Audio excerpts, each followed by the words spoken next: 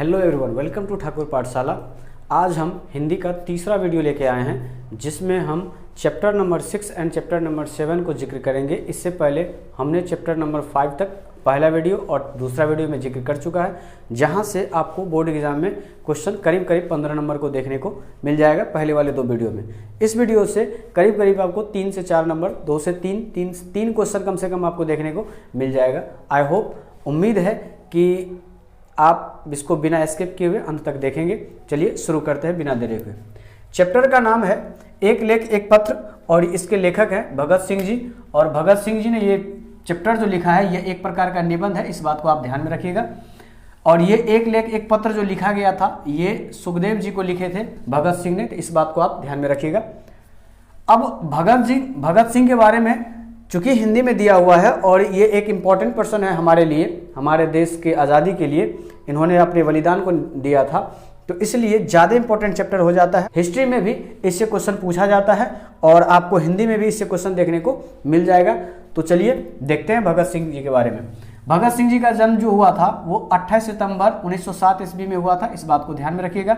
निधन की बात करें 23 मार्च, वेरी इंपॉर्टेंट है, और 1931 ईस्वी को इसको ध्यान में रखिएगा 23 मार्च। इसीलिए 23 मार्च को शहीद दिवस के रूप में भी मनाया जाता है। भगत सिंह जी के शहादत के रूप में शहीद दिवस मनाया जाता है। और ये 23 मार्च जो 1931 को इन्होंने इसका जो निधन हुआ था वो इसको फांसी दिया गया था लाहौर षड्यंत्र केस में, इस बात को आप ध्यान में रखिएगा। किस षड्यंत्र केस में इसको फांसी दिया गया था, तो लाहौर षड्यंत्र केस में इस क्वेश्चन पूछा जा सकता है। जन्म स्थान की बात करें तो ये बंगाचक में इसका जन्म हुआ था और नंबर 105 है, इस बात को ध्यान रखिएगा, घर नंबर 105। और इसकी बात करें तो बंगाचक एक जगह भी है, ये एक गांव का नाम था बंगाचक, जगह है गुरगौरा ब्रांच। वर्तमान में ये लायलपुर में पड़ता है ये जगह, और ये पाकिस्तान में पड़ता है। अभी देश की बात करें तो पाकिस्तान में पड़ता है। तो ध्यान में रखिएगा भगत सिंह जी के बारे में इतना चीज़। और बहुत सारे इंपॉर्टेंट चीज़ है, जैसे इसका पैतृक गांव कौन सा था, तो खटकर कलां इसका ये पैतृक गांव था, यानी कि इसके दादा परदादा यहाँ पे रहते थे और ये पंजाब में पड़ता था। माता का नाम वेरी इंपॉर्टेंट है, इस बात को आप ध्यान में रखिएगा। भगत सिंह के माता का नाम था विद्यावती। पिता का नाम सरदार किशन सिंह, ये बात ध्यान में रखिएगा। और चाचा का नाम, जो बड़े चाचा थे, इसका नाम था अजीत सिंह। पिताजी सरदार किशन सिंह और अजीत सिंह जो थे ये लाला लाजपत राय के सहयोगी थे, इस बात को बहुत अच्छे से ध्यान में रखिएगा क्योंकि ये क्वेश्चन एग्जाम में पूछा गया है और पूछा भी जा सकता है। छोटे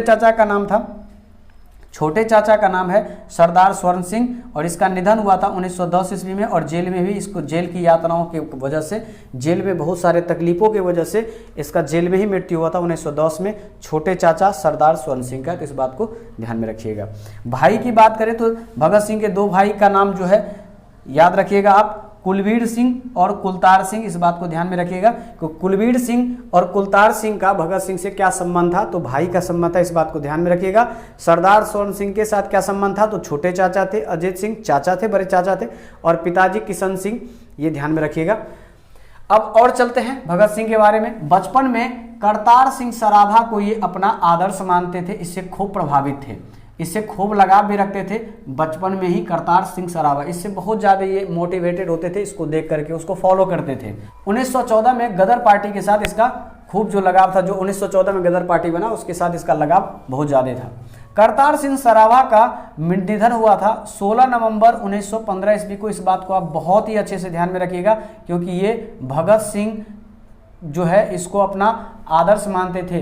तो ध्यान में रखिएगा उस टाइम जब करतार सिंह सराभा का मृत्यु हुआ, निधन हुआ, फांसी देकर निधन हुआ था, इसका फांसी मिला था इसको, तो उस टाइम में भगत सिंह का जो उम्र था वो 8 वर्ष था, ये बात ध्यान में रखिएगा। तो क्वेश्चन कई बार घुमा के पूछ लिया जाता है कि भगत सिंह के कितने वर्ष की उम्र में करतार सिंह सराभा को फांसी दिया गया था, तो उस टाइम पे भगत सिंह का उम्र था 8 वर्ष, इस बात को आप ध्यान में रखिएगा।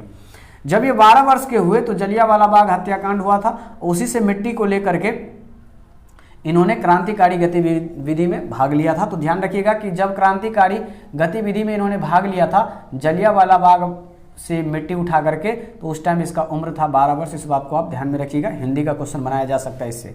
चौरा चौड़ी कांड जब हुआ था तो उस टाइम 1922 ईस्वी में, तो उस टाइम जो है ये 15 वर्ष के थे, इस बात को आप ध्यान में रखिएगा। इसके बाद प्रताप नामक इन्होंने पत्र में भी बहुत सेवा दिया था, यानी कि काम किया था प्रताप नामक पत्र में। ये ध्यान में रखिएगा। इन्होंने नौजवान सभा का गठन किया था 1926 ईस्वी में। किसने? भगत सिंह ने। इस बात को ध्यान में रखिएगा।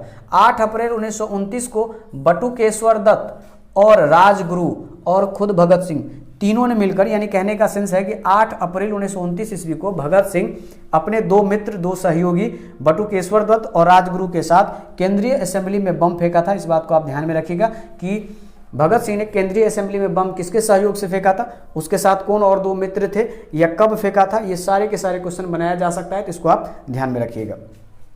पहली बार जो भगत सिंह गिरफ्तार हुए थे 1927 ईस्वी में हुए थे, और किस वजह से हुए थे, तो 1926 के दशहरा मेला में बम फेंकने के कारण ये 1927 ईस्वी में इसको गिरफ्तार किया गया था। इस बात को आप बहुत अच्छे तरीके से ध्यान में रखिएगा। प्रमुख कीर्ति जो है ये भगत सिंह के द्वारा देखते हैं कौन कौन से है। प्रमुख कीर्ति पंजाब की भाषा तथा लिपि, ये 1924 में और हिंदी में प्रकाशित हुआ था। इस बात को ध्यान में रखिएगा। विश्व प्रेम, ये भी हिंदी एक लेख है और ये 1924 में प्रकाशित हुआ था। इस बात को भी ध्यान रखिएगा। मैं नास्तिक क्यों हूं, ये सबसे इंपॉर्टेंट है, इसको डबल स्टार ट्रिपल स्टार जो बोलना है उसको लगा सकते हैं। मैं नास्तिक क्यों हूं, ये 1930-31 में प्रकाशित हुआ था और ये भगत सिंह के द्वारा लिखा गया है। विद्यार्थी और राजनीति, ये भी भगत सिंह का लिखा हुआ कीर्ति है। इसके बाद एक पुस्तक है बंदी जीवन, इस बात को आप ध्यान में रखिएगा। ये पुस्तक जो है ये तो भगत सिंह वाले चैप्टर एक लेख एक पत्र में ही है, लेकिन इसका लेखक जो है ये सचिंद्रनाथ सान्याल जी है, तो ये बात ध्यान में रखिएगा। बंदी जीवन जो है पुस्तक, ये किसके द्वारा लिखा गया, तो सचिंद्रनाथ सान्याल के द्वारा। तो फिर इस चैप्टर में क्यों दिया गया है, क्योंकि इसी पुस्तक को भगत सिंह ने अनुवाद किया था, ये ध्यान रखिएगा। प्रिंस क्रोपोटकिन, ये ध्यान में रखिएगा, इस चैप्टर के बीच से क्वेश्चन है। प्रिंस क्रोपोटकिन कौन थे, तो ये एक अर्थशास्त्री थे। आई होप यहां तक आपको समझ में आया होगा। अब चलते हैं नेक्स्ट चैप्टर, और चैप्टर का नाम है ओ सदा नीरा, और इसके लेखक है जगदीश चंद्र माथुर साहब, और ये एक प्रकार का निबंध है, ये बात आप ध्यान में रखिएगा। ओ सदा नीरा किसके बारे में लिखा गया है, तो गंडक नदी के बारे में लिखा गया है, ये बात भी आप ध्यान में रखिएगा।